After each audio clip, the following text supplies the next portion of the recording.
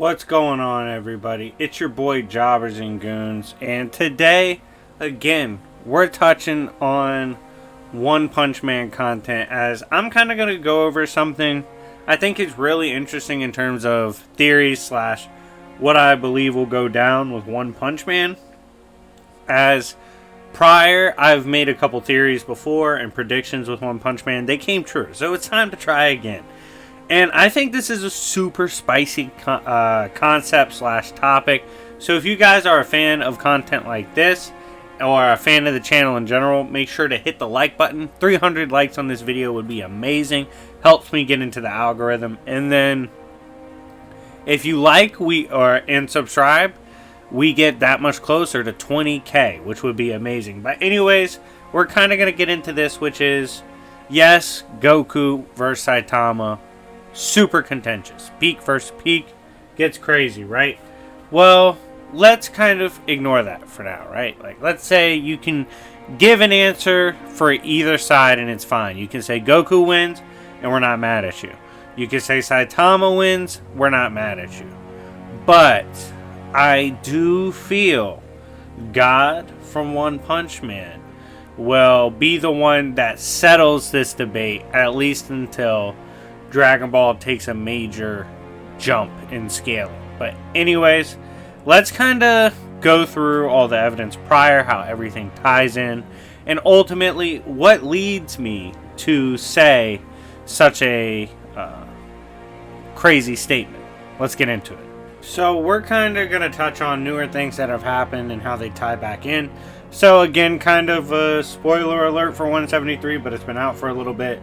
But anyways, getting into this, we got to talk about God, because ultimately God's the linchpin of what I think will shift the narrative of this battle, even to like the casual viewer.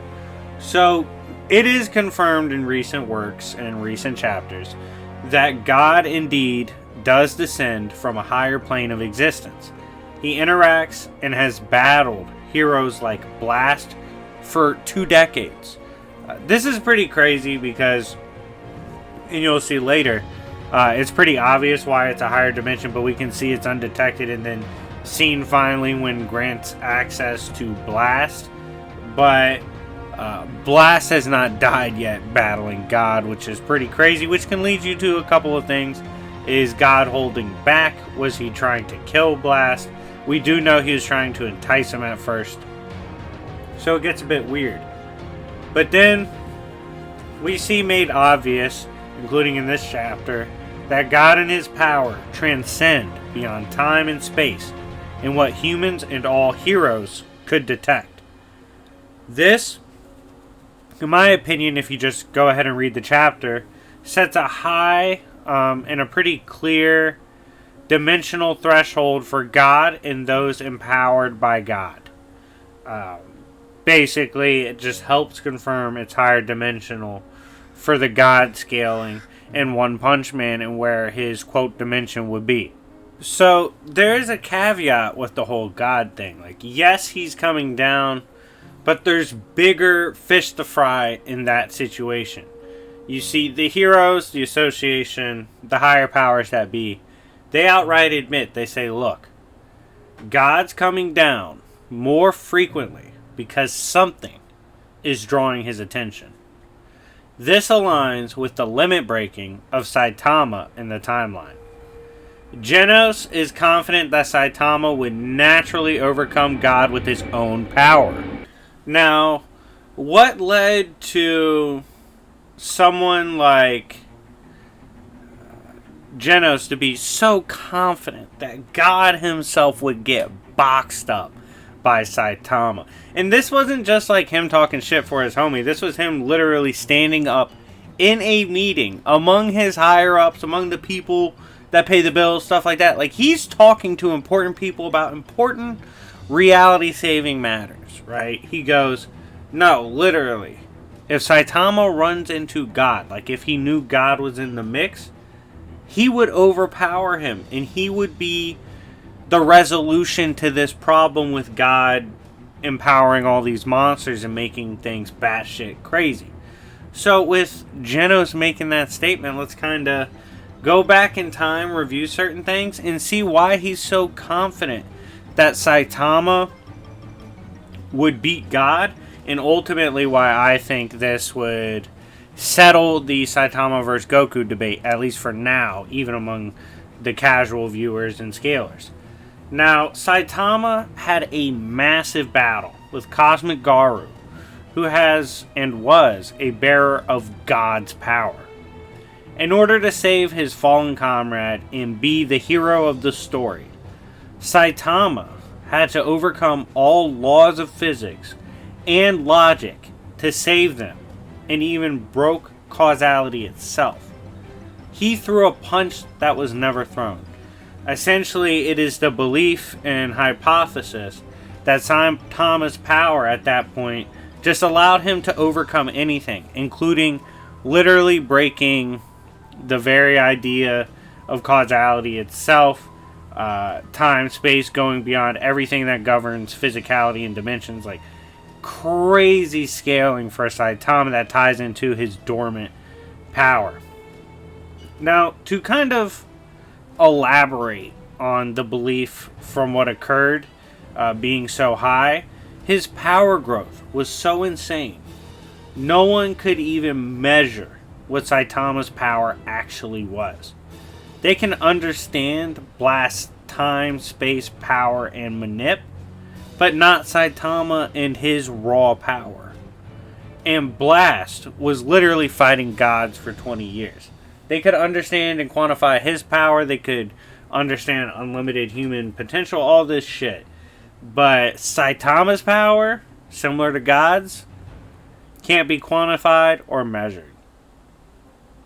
Saitama's limit breaking is, according to him too, tied to his literal imagination, and this dates back to even early in the manga.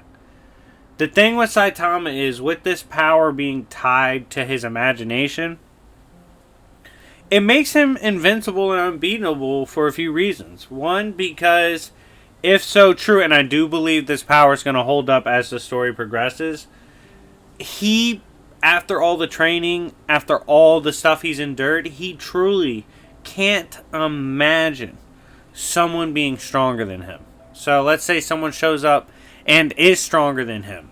Immediately he's going to reflect that power and be even more, because he simply can't imagine that being stronger than him. Like, whatever you're showing up as, even if it's technically stronger to what he's showcased already, he's going to get stronger to match it. Which, at least right now we know, is well beyond even the power of what God imbues, as he absolutely sauced on Cosmic Garu. So even being safe and avoiding the whole no limits fallacy argument, he absolutely shit stomped in terms of power, the power of God. And this should be easy to explain with the prior lore, like the power of imagination. We even saw with Boros, when Boros pulled up, that Boros senses unlimited power, and also released power no mortal could possess, which would include Blast by default being in the same story, obviously. Blast being able to battle bearers of God's power and go higher dimensional to battle, obviously being able to contain that and use that power, and Boros being beyond that is pretty crazy, right? Boros also called Saitama immeasurable in energy, which can be argued infinite 4D in the sense of the universe. He then says Saitama is beyond what he can sense or can be prophesized. We could lowball that to 5D at least, at the very least, as he's saying, yo, like nothing in the universe, nothing 4D, nothing like that. None of that could scale to you. Your power could not be foretold. Like, simply put, Saitama, your power is beyond what we could imagine. Which is pretty crazy, because, like, you could go as liberal with that statement as this man is beyond even, like, ideas of power scaling beyond dimensions, time, space, concepts, all that stuff. It could get that crazy, right? But it could also be conservative and just mean beyond the dimensions of the universe or time and space. Would be beyond time, space, or like 5D and up. Boros' true belief that Saitama is beyond anything quantifiable would seem solidified at this point. Like, Saitama overall is just a character and a fighter and a being of power that's absolutely beyond anything that could be imagined, predicted, or foretold. He's just that insane. And given that we now have confirmation that the humans know of God and his transcendent power, and they have so for decades, and the fact that when testing Saitama, they literally compare Saitama to God and the power of God itself, this should be taken a lot more literal now. As it's quite obvious, there's a big chance Saitama is God's level. So, what do I think about all this? I think we're going to see in the manga God be showcased to be even higher than what's shown battling Blast. His final dimension or form will be extra dimensional. We already know this. It's at least 5D, 5D plus. I think it could easily be beyond that too, and probably will, just to build up even more hype for Saitama, because obviously it's going to be beyond Blast, as Blast struggled or didn't like clear avatars of God. Seeing Saitama fight a being of that power, and personally, I think Saitama's going to beat up God when he goes toe-to-toe with him. I think, simply put, he can't imagine God being beyond him and stronger than him in truth, and I think he'll beat him.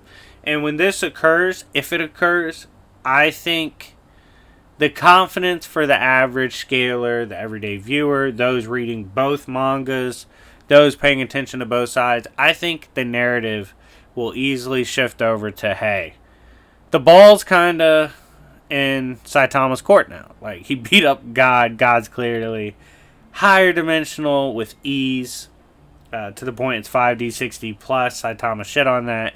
Like, he's the big dog right now.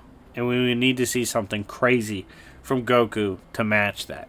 But anyways, guys, let me know what you think of my theory. Will Saitama face off with God? Do you think they're properly building it up?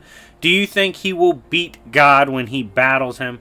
Let me know in the comment section down below. I had a ton of blast doing this video, and if you are a fan of One Punch content, let me know in the comment section down below, and join my Discord as well to talk about One Punch Man. Anyways, guys, thank you so much for watching. It's been your boy Jobbers and Goons, and I'll see y'all later. Peace.